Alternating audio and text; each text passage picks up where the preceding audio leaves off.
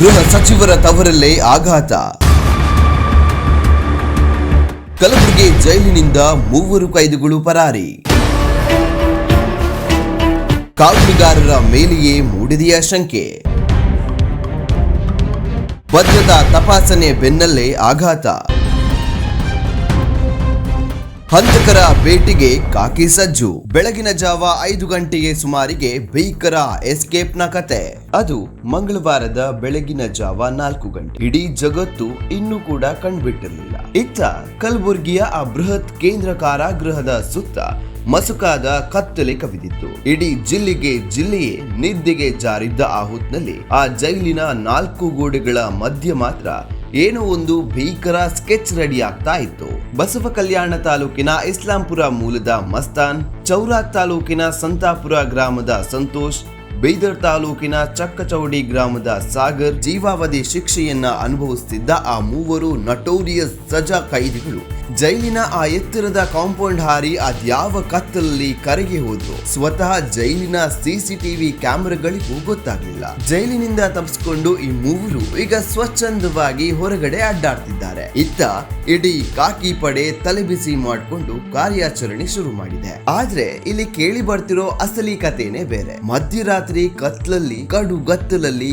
Lockup ಒಳಗಡೆ ಭದ್ರವಾಗಿ ಇರಬೇಕಾಗಿದ್ದ ಈ 3 ಕ್ರಿಮಿನಲ್ಗಳು ಜೈಲಿನ ಆವರಣಕ್ಕೆ ಬಂದಿದ್ದಾದ್ರೂ ಹೇಗೆ? ಇವರನ್ನ ಹೊರಗೆ ಬಿಟ್ಟ ಆ ಮಹಾನುಭಾವ ಯಾರು? ಕೈದಿಗಳು ಗೋಡೆ ಹಾರಿ ಓಡೋಗೋದಿಲ್ಲ ಗುರು. ಅವರನ್ನ ಜೈಲಿನ ಒಳಗಿದ್ದವರೇ ಕೈ ಹಿಡಿದು ಕಳಿಸಿಕೊಟ್ಟಿದ್ದಾರೆ ಎನ್ನಲಾದ ಬಲವಾದ ಶಂಕೆ ಈಗ ಇಡೀ ಸಿಸ್ಟಮ್ ಅನ್ನೇ ನಡಗಿಸ್ತಾ ಇದೆ. ಕಾವಲು ಕಾಯಬೇಕಾಗಿದ್ದ ಜೈಲಿನ ಸಿಬ್ಬಂದಿಯೇ ಈ ನಟೋರಿಯಸ್ ಕಿಲ್ಲರ್ ಗಳಿಗೆ ಸಾಥ್ ಕೊಟ್ರ. ದುಡ್ಡಿನ ಹಪಾಹಪಿಗೆ ಬಿದ್ದು ಕಾನೂನನ್ನೇ ಅಡ ಇಟ್ರ.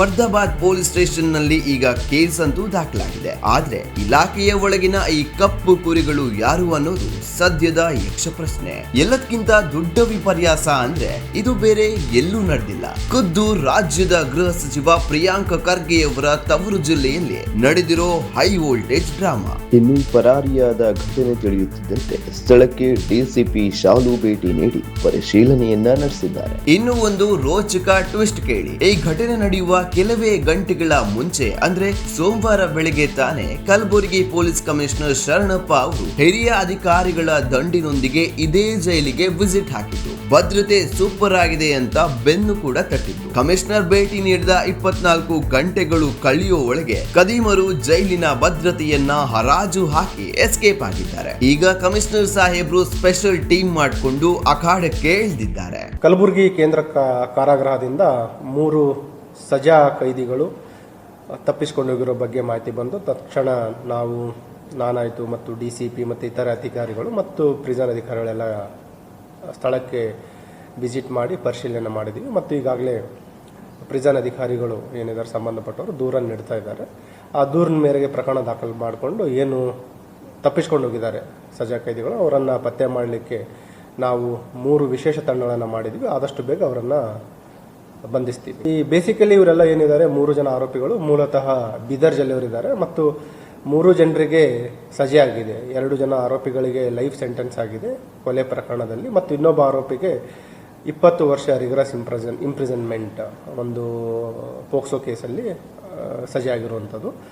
3 ಜನ ಮೂಲತಃ ಬೀದರ್ ಜಿಲ್ಲೆಯವರಿದ್ದಾರೆ ಮತ್ತು ಒಂದು ಏನು ಬ್ಯಾರಕ್ ನಂಬರ್ 5 ಇತ್ತು ಅಲ್ಲಿಂದ ಇವರು ತಲೆಮರೆಸ್ಕೊಂಡಿರೋ ಬಗ್ಗೆ ಮಾಹಿತಿ ಇದೆ. ಹೆಚ್ಚಿನ ಒಂದು ತನಿಖೆ ಈಗಾಗಲೇ ನಡೀತಾ ಇದೆ. ಸ್ಥಳಕ್ಕೆ ನಾವು ಸೋಕೋ ಟೀಮ್ ಅವರಿಗೆ ಕೂಡ ಕರೆಯಿಸಿ ಏನು ಸ್ಥಳ ಇದೆ ಅದನ್ನು ವೈಜ್ಞಾನಿಕವಾಗಿ ಪರಿಶೀಲನೆ ಕೂಡ ಮಾಡ್ತಾ ಇದ್ದೀವಿ. ಈಗ ಅದ್ರ ಬಗ್ಗೆನೂ ಚೆಕ್ ಮಾಡ್ತಾ ಇದ್ದೀವಿ. ಅದರಲ್ಲಿ ಏನಾಗಿದೆ ಕೆಲವು ಸಿಬ್ಬಂದಿಯವರು ಅಧಿಕಾರಿಗಳದ್ದು ಲೋಪದೋಷನೂ ಇರಬಹುದು. ಹಾಗಾಗಿ ಸೀನಿಯರ್ ಪ್ರಿಸನ್ ಅಧಿಕಾರಿಗಳು ಕೂಡ ಅಲ್ಲಿ ಸ್ಥಳಕ್ಕೆ ಬಂದು ಪರಿಶೀಲನೆ ಮಾಡ್ತಾ ಇದ್ದಾರೆ. ಯಾರ್ದಾದ್ರೂ ಅದರಲ್ಲಿ ನೆಗ್ಲಿಜೆನ್ಸ್ ಇದ್ದರೆ ಕೂಡ ಅವ್ರ ಮೇಲೂ ಕೂಡ ಕ್ರಮ ಕೈಗೊಳ್ಳಲಿಕ್ಕೆ ಅವರ ಸಂಬಂಧಪಟ್ಟ ಅಧಿಕಾರಿಗಳೇ ನಿರ್ದೇಶನವನ್ನು ಕೂಡ ನೀಡಿದ್ದೀವಿ. ಕಮಿಷನರ್ ಸಾಹೇಬ್ರೇನೋ ಭರವಸೆ ಕೊಟ್ಟಿದ್ದಾರೆ. ಆದ್ರೆ ಜೈಲಿನ ಗೋಡೆಗಳನ್ನ ಹಾರಿದ ಆ 3 ಹಂತಕರು ಈಗ ಎಲ್ಲಿದ್ದಾರೆ, ಯಾವ ಪೊದೆಯಲ್ಲಿದ್ದಾರೋ ಅಥವಾ ಯಾವ ಊರು ಸೇರಿದ್ದಾರೋ ಗೊತ್ತಿಲ್ಲ.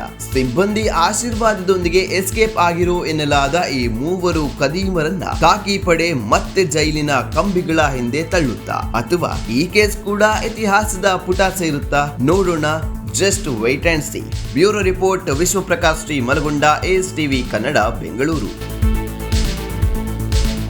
ಅಪರಾಧಕ್ಕೆ ಸವಾಲು ದಿನಪತ್ರಿಕೆ ಜೊತೆಗೆ ಡಿಜಿಟಲ್ ನಲ್ಲಿ ಹೊಸ ರೂಪ